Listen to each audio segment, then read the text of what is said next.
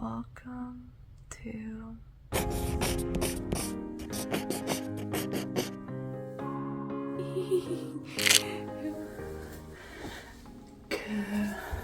Good morning.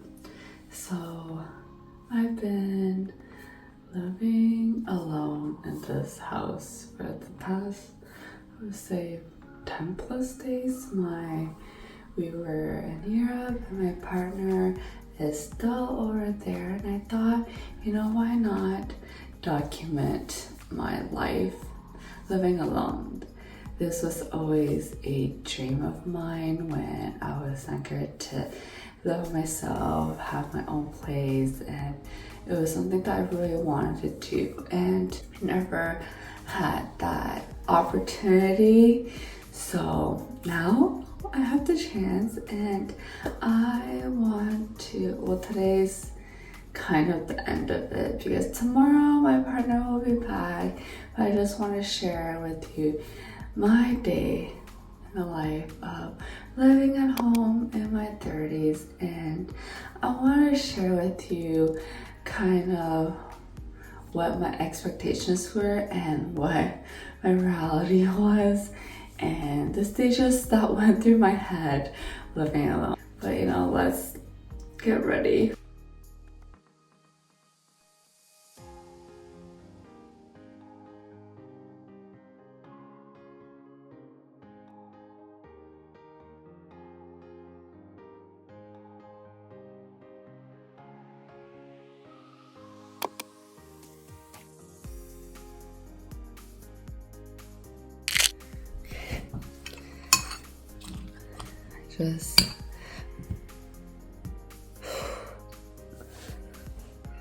So that's my breakfast. Coming back from Europe and stuff, I am just trying to get my life together. It's like 8:55. I'm gonna be working soon. I just didn't really have time, and my other priority is Benji.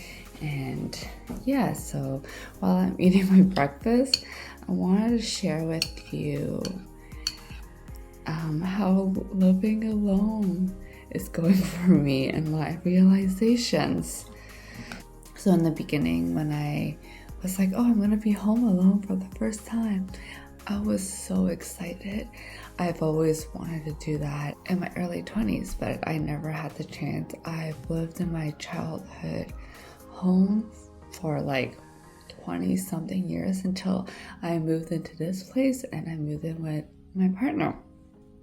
I didn't really have the opportunity with my stroke and stuff, and I'm really grateful I got to live at home and I got to spend time with my family and all this stuff. But part of me when I was in my 20s was felt like I was missing out. You see these people getting to live on their own, and I always want to do that, be on my own, decorate my own place, and just do whatever I wanted to do. And I finally have this chance. Well, with Benji, I was ecstatic and super excited. I was really looking forward to it. And yeah, it's not what I expected. I felt kind of lonely. And yeah, I'm going to finish this series and go to work first, but I'll explain more of how I felt during my break.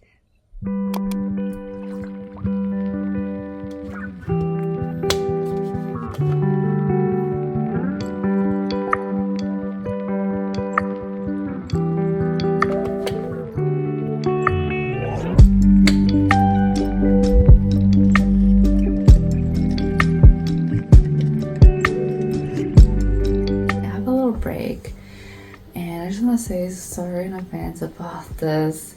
I am exhausted. I just want to be comfy today and unfiltered, raw. And yeah, I want to circle back to what I said this morning about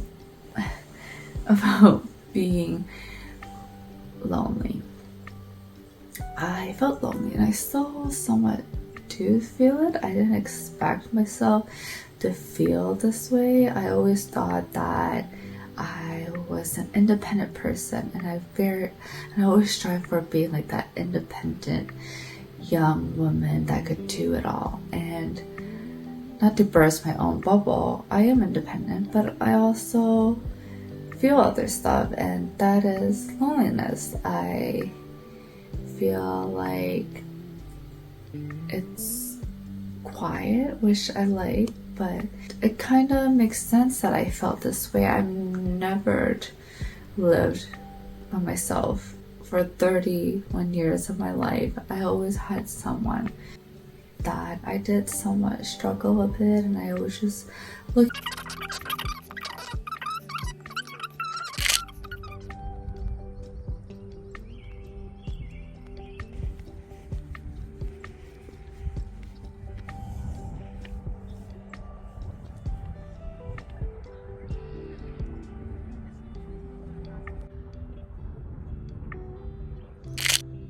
I forgot to end the vlog a couple of days ago, and I just want to sit here today and end the vlog now.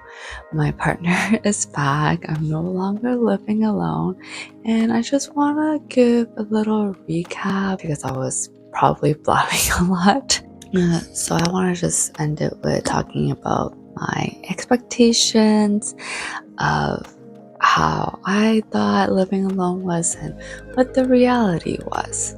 So we're circling back to before, like I said, I was so excited to finally be able to live alone. And I feel like the biggest reason why I was so excited is because I always crave this independence and freedom to do what I want. And because I've always lived with people and it was never my own, I didn't get to make my own decisions and choices that I want. Yeah, I was just so excited. I'm not saying that living with people, I don't get to make those decisions, but it's just a lot easier. That's what I thought. Like, I don't have to tell someone about something or ask them about it. Instead, I could just do it.